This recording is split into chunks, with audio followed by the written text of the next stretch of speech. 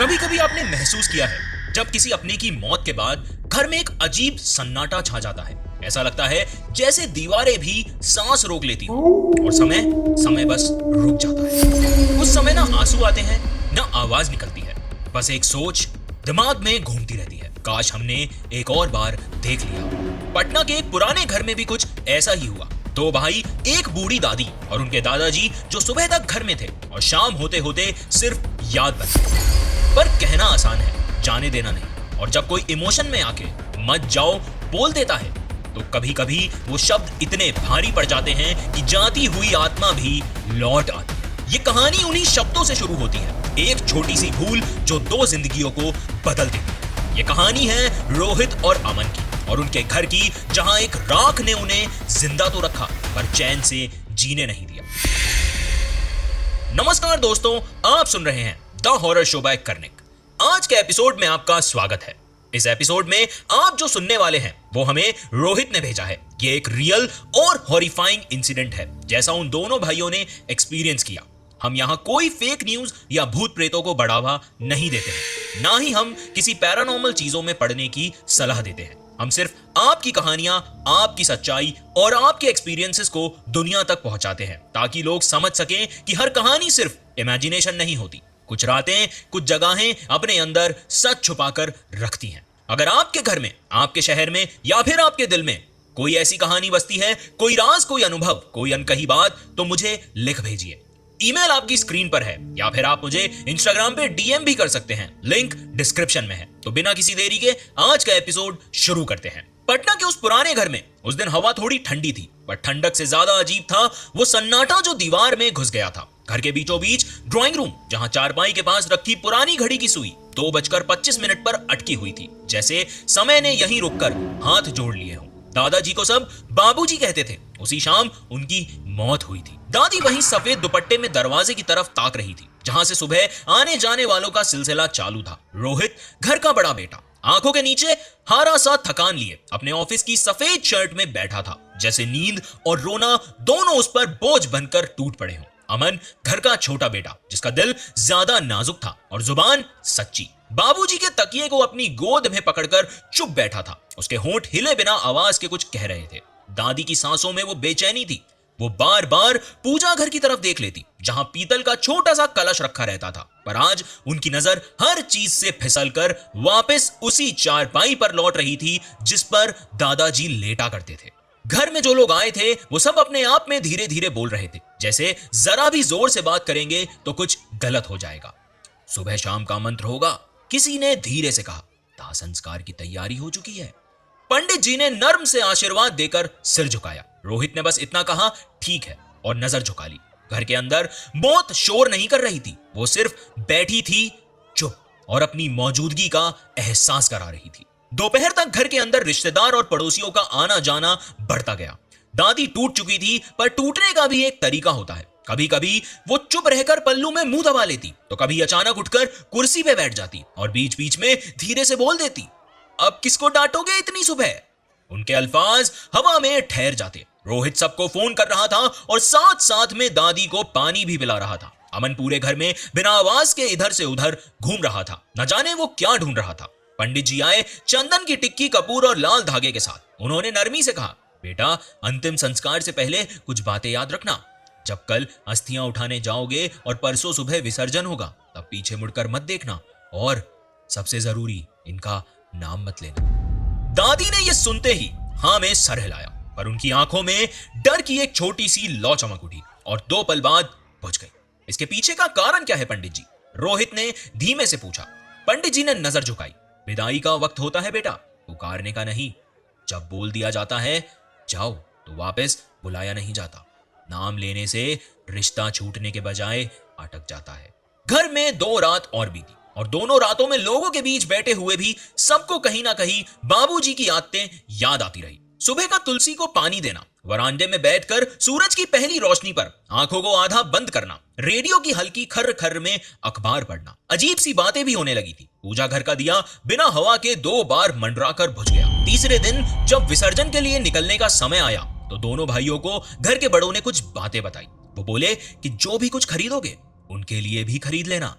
Train या गाड़ी में सीट का टिकट इनके नाम का भी कटवाना, रास्ते में चाय पानी पूछते रहना, और सबसे जरूरी, विसर्जन के बाद पीछे पलटकर मत देखना, नाम तो बिल्कुल भी मत लेना, और ना ही कोई पुकार करना। ये सब बातें सुन के रोहित घबरा गया था। उसके मन में बहुत सारे सवाल घर करने लगे थे कि आखिर ये सब लोग ऐसा क्यों बोल रहे हैं, और शायद आप में से कुछ लोगों को यह पता हो कि उस घर के बुजुर्ग ये बातें क्यों कर रहे थे। क्योंकि अक्सर कहा जाता है कि अगर विसर्जन के टाइम उस आत्मा का नाम ले लिया जाए तो वो आत्मा जाने की बजाय आपके साथ वापस आपके घर आ जाती है। सुबह का वक्त था। पटना की गंगा घाट पर थोड़ा धुआं था, हवा में ठंड और कपूर की खुशबू थी। रोहित और अमन दोनों कलश लेकर पंडित के साथ घाट की सीढ़ियां उतर रहे थे। पानी तक पहुंचते पहुंचते पैर के नीचे की मिट्टी गीली हो गई थी और पंडित के मंत्र धीरे धीरे हवा में गूंज रहे थे। दादी साथ नहीं आई थी, पर जब भी हवा थोड़ी तेज चलती तो रोहित को लगता जैसे उनकी प्रार्थना अभी भी उसी हवा के साथ आ रही है। पंडित जी ने कलश रोहित के हाथ से लिया और पानी के किनारे बैठ गए। बोले कि बेटा ध्यान से, मन को शांत रखना। उन्होंने बस इतना कहा। रोहित ने हाँ में सर हिला दिया। उसके हाथ थोड़े कांप रहे थे। अमन बिल्कुल पास में खड़ा था, आंखों में आंसू, पर उसने उन्हें गिरने नहीं दिया। जब कलश झुका तो पानी में एक हलचल सी हुई। मंत्र खत्म होते ही कुछ सेकंड्स तक कोई आवाज नहीं थी, सिर्फ पानी की हलचल और कहीं ना कहीं से शंख की एक अधूरी गूंज सुनाई दे रही थी। तभी अमन का गला भर आया। उसने बिल्कुल सीधे गंगा की तरफ देखा और कह दिया, मत जाओ दादा, प्लीज वापस आ जाओ। रोहित ने तुरंत उसका हाथ पकड़ा। पागल है क्या तू, चुप कर। लेकिन उसके खुद के होंठ हिल गए, आंखों में आंसू आ गए और बिना सोचे उसके मुंह से भी निकल गया कि हमें छोड़ के मत जाओ। पंडित जी एक पल के लिए रुक गए। उन्होंने उन दोनों को देखा और एक ही टोन में गुस्सा करके बोले कि बच्चे ऐसा नहीं कहते, जब किसी को मुक्ति देते हैं तो वापस नहीं बुलाते। रोहित ने बस सर झुका लिया। अमन चुप हो गया था, पर उसके अंदर कुछ तो था जो बदल गया था। उस वक्त गंगा के पानी का रंग जैसे थोड़ा गहरा लगने लगा था। हवा एक पल के लिए रुकी और फिर से चल उठी। रिचुअल खत्म होने के बाद पंडित जी ने कलश साफ करके पानी में डुबाया और कहा कि हो गया, चलो। दोनों भाई सीढ़ियों पर चढ़ने लगे। रोहित चुप था। अमन पीछे मुड़कर देखने ही वाला था कि पंडित जी ने जरा तेज आवाज में बोला, मत मुड़ो बेटा। अमन ने बस सांस अंदर खींच ली और दोनों सीधा गाड़ी की तरफ मुड़ गए। अगर आप कहानी में यहां तक पहुंच गए हैं तो इसका मतलब है कहानी आपको पसंद आ रही है। तो चैनल को सब्सक्राइब करें, वीडियो को लाइक करें, और अगर आप ये कहानी स्पॉटिफाई पे सुन रहे हैं तो शो को फॉलो एंड रेट जरूर करें। और एंड में कमेंट सेक्शन में जरूर बताना कि आपको सबसे हॉरिफाइंग मोमेंट कौन सा। रोहित और अमन जब गंगा से लौट रहे थे तब गाड़ी के अंदर का माहौल बहुत चुप था। पंडित जी पीछे की सीट पर मंत्रमाला लेकर आंखें बंद करके बैठे थे और अमन खिड़की के बाहर देख रहा था। वो पानी जो अब भी दिख नहीं रहा था, बस हवा में उसकी नमी थी। रोहित ने गाड़ी में ज्यादा बात नहीं की। कभी उसका ध्यान पंडित जी की माला की टिक टिक पर जाता तो कभी अमन के हाथ पर जहां कलश की राख लगी हुई। दादी घर पे पहले से ही मौजूद थी, खिड़की के पास बैठी थी। जैसे ही उन्होंने दोनों को देखा वो सीधा उठ गई। उनकी आंखों में कुछ अलग सा था, ना दुख ना सुकून, बस एक अजीब सा सवाल। हो गया विसर्जन? उन्होंने पूछा। रोहित ने हाँ में सिर हिला दिया। पंडित जी ने कहा कि सब हो गया। दादी ने बस इतना कहा, अच्छा अब घर में दीपक जला दें। उस रात घर पे सब नॉर्मल लग रहा था, पर हवा में वो मिट्टी वाली स्मेल अब भी मौजूद थी, वही जो गंगा किनारे महसूस हो रही थी। दादी के कमरे से चंदन और अगरबत्ती की खुशबू आ रही थी, लेकिन अब वो खुशबू थोड़ी अलग थी, ज्यादा गहरी, जैसे पुराने कपड़ों के साथ लिपट कर वापस आ गई हो।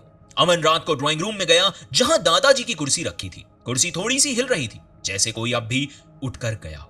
अमन रुका, फिर धीरे से कुर्सी के पास गया और उसने अपने हाथ से उस कुर्सी का आर्मरेस्ट छुआ।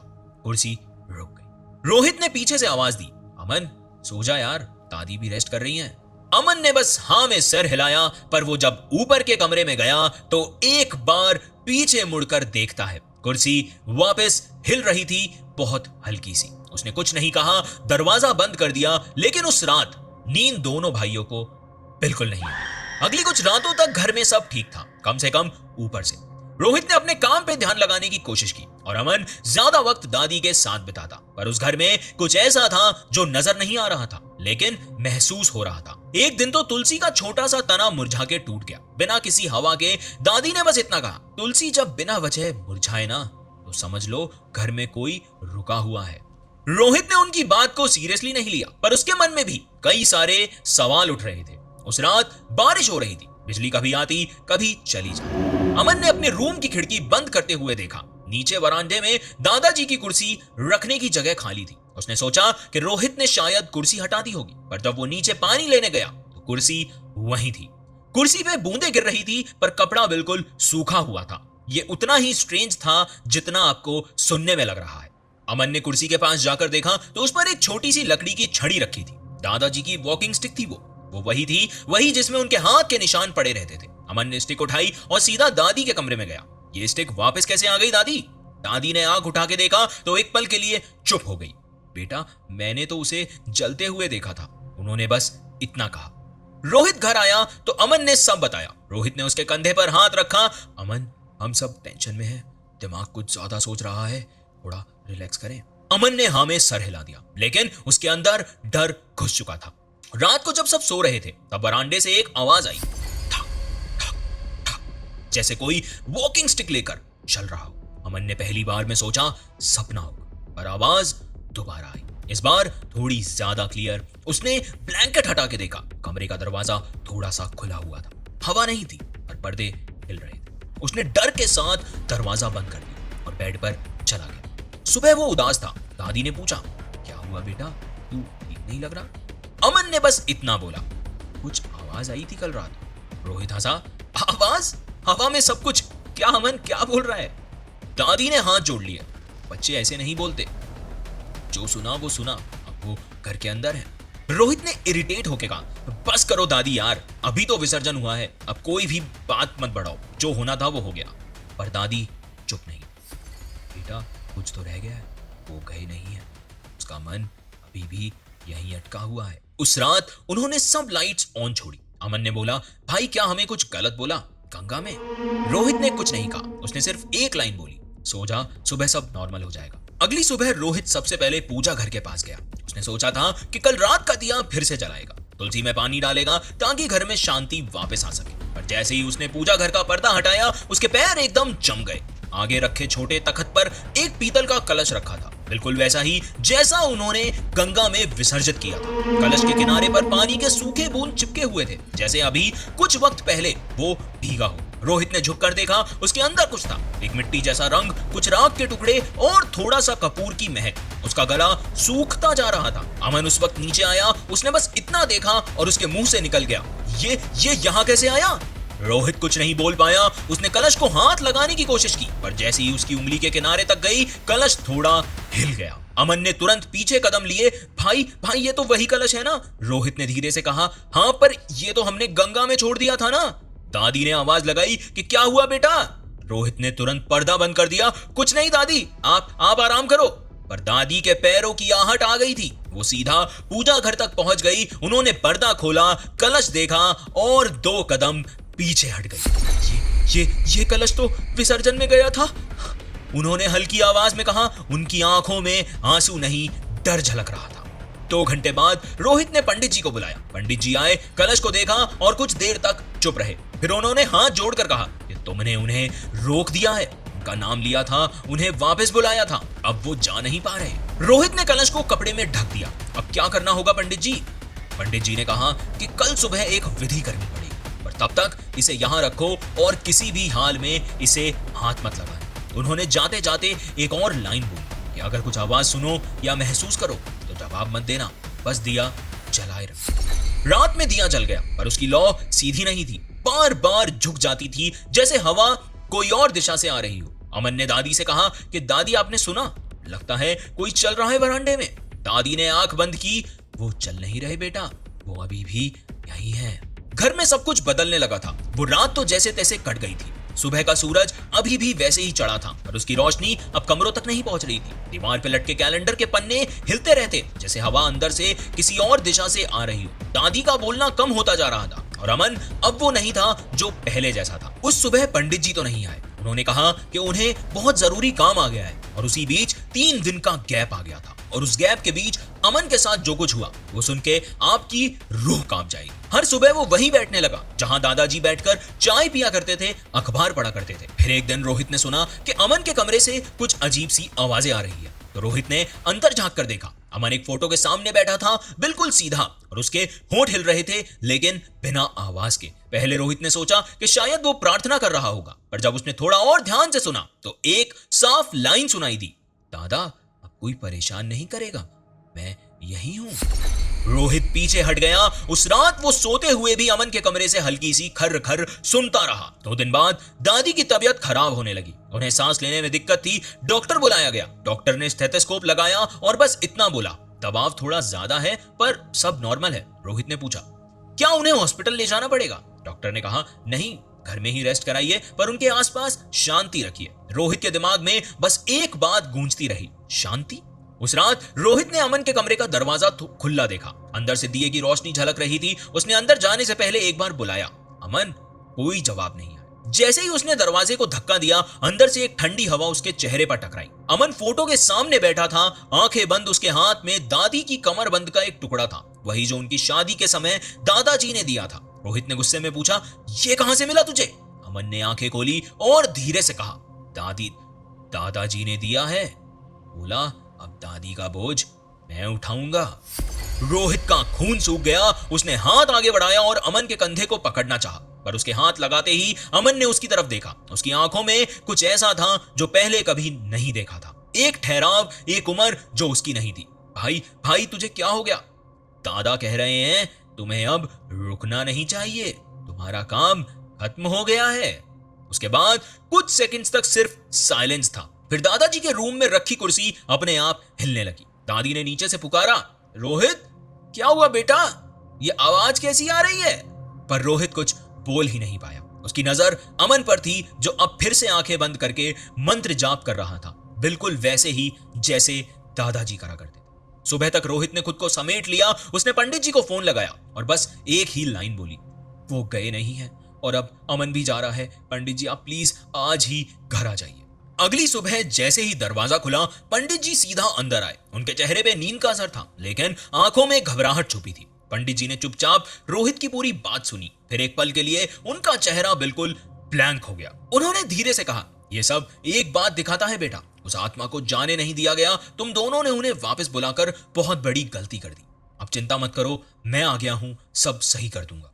पंडित जी ने नर्म सा हाथ दादी के सर पर रखा और बोले कि रात भर दिया जला के रखना होगा अम्मा, कोई भी कमरा अंधेरे में ना हो। सुबह हम नदी के किनारे जाएंगे। इस बार जो भी करना है बस चुप रहकर करना है। अमन अब भी कुर्सी पर बैठा था, बिल्कुल चुप। उसके हाथ में दादाजी की वॉकिंग स्टिक थी। वो धीरे से बोल रहा था, कल सुबह दादा मुझे सब पता है। उसके आवाज में दादाजी का एक्सेंट था। पंडित जी ने पीछे मुड़कर देखा। उनकी आंखों में पहली बार डर नजर आ रहा था। अगली सुबह पटना का आसमान बिल्कुल पीला सा था, जैसे सूरज उगने से पहले ही डूब गया हो। घर में सबने रात भर दिया जलाए रखा था, पर सुबह तक एक भी दिया सीधा नहीं रहा। हर एक की लौ कहीं ना कहीं झुकी हुई थी, जैसे पूरी रात किसी ने उन्हें देखते हुए सांस ली हो। रोहित ने सुबह पंडित जी के साथ पूरी विधि की तैयारी की। पूजा की थाली, कपूर, गंगा जल और एक नया कलश, पर अंदर से वो खुद पूरा टूट चुका था। हर कदम पर उसे लग रहा था कि जैसे घर की दीवार उससे कुछ कहना चाहती हो। दादी कॉर्नर में बैठी थी, माला घुमाते हुए बस आंखें बंद की। उनके होंठ कुछ बोल रहे थे, पर सुनाई कुछ नहीं दे रहा था। अमन तभी ऊपर से नीचे आया। उसने फिर से वही सफेद कुर्ता और धोती पहनी थी जो दादाजी के जाने वाले दिन पहनाई गई थी। रोहित ने जैसे ही उसे देखा, उसके पैर रुक गए। अमन सीधा आगे आया और पंडित जी के सामने जाके बोला, ये विधि नहीं होगी। पंडित जी ने उसकी तरफ देखा, बेटा ये जरूरी है। अमन के चेहरे पर एक अजीब शांति थी। उसने सिर्फ इतना कहा, दादा कह रहे हैं ना, अब कुछ भी बदलने की जरूरत नहीं। रोहित ने अमन की तरफ देखा और उसका गुस्सा फूट पड़ा। बस अमन, अब ये सब खत्म करे बिना हम चैन से जी नहीं पाएंगे। तू बस करेगा या नहीं? अमन ने उसकी तरफ देखा और उसकी आंखों में वही ठहराव था जो दादाजी के चेहरे पर रहता था। तू समझ नहीं रहा है भाई, वो चाहते हैं मैं यहीं रहूं, अब मैं उनका हिस्सा हूं। रोहित ने कलश उठाया और सीधा पंडित जी के साथ बाहर निकल गया। दादी ने आखिरी बार अमन को देखा और उनके होठों से बस एक लाइन निकली, बेटा जाने दो उन्हें। अमन ने सिर्फ इतना कहा, वो जा रहे हैं दादी, पर अकेले नहीं। घाट तक पहुंचते हुए हवा और तेज हो गई। गंगा के किनारे पूजा का सामान सेट किया गया। रोहित ने कलश अपने हाथ में लिया। उसके पैर के नीचे की मिट्टी बिल्कुल ठंडी थी, जैसे किसी ने पानी छुपा दिया। पंडित जी ने मंत्र शुरू किए और बोलने लगे, अब बिना कुछ कहे बस उन्हें मुक्ति दो। रोहित ने आंखें बंद की और धीरे से बोला कि हमें माफ कर दो दादाजी, हम आपको अब अलविदा कहते हैं। पानी में कलश झुका, गंगा जल उठा और उसी के साथ हवा में एक पतली सी सांस गूंज गई। पंडित ने तुरंत मंत्र खत्म किया और कलश पानी में डुबाया। हो गया, उन्होंने धीरे से कहा। रोहित ने जब आंखें खोली तो आसमान पे सूरज पूरा छुप चुका था। गंगा का पानी अब पीला नहीं, थोड़ा सा साफ नजर आ रहा था। पंडित जी ने हाथ जोड़कर कहा कि अब सब ठीक हो जाएगा बेटा। रोहित ने सिर्फ इतना कहा, बस अमन सही हो जाएगा ना। पंडित जी ने उसके कंधे पर हाथ रखा और बोला, बस प्रार्थना करते रहो, सब ठीक हो जाएगा। पर उस वक्त गंगा के पार से एक पतली सी आवाज आई, हल्की पर पहचानी हुई, और रोहित ने आंखें बंद कर। रोहित जब घर वापस आया तो शाम हो चुकी। पटना का आसमान पूरा नीला हो गया था और हवा में एक अजीब सा सुकून था, वो सुकून जो तूफान के बाद मिलता है, पर असल में सिर्फ दिखावा होता है। घर के अंदर सब अंधेरे में था। दादी अपने कमरे में सो रही थी और अमन कहीं नजर नहीं आ रहा। रोहित ने आवाज लगाई, अमन। कोई जवाब नहीं आया। वो सीधा वरांडे की तरफ गया। कुर्सी वहीं रखी थी, पर इस बार कुर्सी के पास रखी वो वॉकिंग स्टिक गायब थी। उसके पैरों के नीचे से ठंडी हवा निकली, जैसे कोई अभी अभी गुजरा हो। अमन, उसने फिर से बुलाया। घर बिल्कुल चुप था। ऊपर के कमरे से एक पतली सी ठक ठक की आवाज आई। रोहित धीरे से सीढ़ियां चढ़ने लगा। हर कदम के साथ उसका दिल तेज धड़कने लगा। कमरे का दरवाजा आधा खुला था। अंदर से एक पतली सी रोशनी निकल रही थी। जैसे ही उसने दरवाजे को धक्का दिया, उसका गला सूख गया। अमन कुर्सी पर बैठा था, दादाजी के कपड़े में। उसके हाथ में वही वॉकिंग स्टिक थी। रूम में हवा बिल्कुल स्टैटिक थी। अमन के होठ हल्की सी मुस्कान में थे, पर आंखें बंद। रोहित ने आगे बढ़कर बोला, अमन, ये सब खत्म हो गया है बेटा, हमने विधि कर ली है। अब दादाजी जा चुके हैं। अमन ने धीरे से आंखें खोली। उसकी आवाज पतली थी, पर वही पुरानी दादाजी थी। कहां जा चुके हैं? मैं यही हूं। रोहित एक पल के लिए जम गया और उसके मुंह से बस कुछ लफ्ज निकले। क्या क्या बकवास कर रहा है तू? अमन ने सीधा उसकी तरफ देखा और उसकी आंखें ऐसी थी जैसे उसकी आंखों में कोई और मौजूद था। तुमने कहा था ना मत जाओ, मैं गया ही कब था। रोहित के पैरों के नीचे से जमीन हिल गई। उसने पीछे कदम लिए, पर कुर्सी अपने आप हिलने लगी। दादा के कमरे से एक जोर की चीख सुनाई दी और उसके साथ ही दिया बुझ गया। अमन खड़ा हुआ स्टिक लेकर। भाई अब सब ठीक है, दादा अब यहीं रहेंगे। रोहित ने डर के साथ देखा। अमन के पीछे एक परछाई अजीब सी शेप ले रही थी, थोड़ी झुकी स्टिक लेकर। उसने आंखें बंद की और एक ही लाइन बोली, दादाजी मैं आपके हाथ जोड़ रहा हूं, आप प्लीज चले जाओ। रूम में एक तेज हवा का झोंका आया, स्टिक जमीन पर गिर गई और अमन बेहोश होकर कुर्सी के पास गिर गया। रोहित ने उसे संभाला। उसके हाथ ठंडे हो चुके थे, पर सांसें चल रही थी। नीचे से दादी की आवाज आई, क्या हुआ बेटा? रोहित ने धीरे से कहा कि कुछ नहीं दादी, अब सब ठीक है। बाहर हवा रुक गई थी, पर कुर्सी अब भी धीरे धीरे हिल रही थी। दादाजी चले गए या शायद कहीं रुक गए, ये कोई नहीं जानता। रोहित ने उस रात पहली बार चैन की नींद ली। अमन अब ज्यादा बोलता नहीं। दादी सुबह की पूजा में अब भी एक दिया जलाती हैं, पर उनकी आंखों में वो पुरानी रोशनी नहीं है। कुछ रिश्तों की राख हवा में उड़ जाती है और कुछ सालों तक हमारे अंदर रह जाती है। शायद इसीलिए जब भी रात थोड़ी ज्यादा खामोश होती है तो कोई हल्की सी ठक ठक की आवाज सुनाई देती है और लगता है कि जैसे कोई कह रहा हो, मैं यही हूं। अगर आपने ये कहानी एंड तक सुनी है तो उसके लिए दिल से शुक्रिया।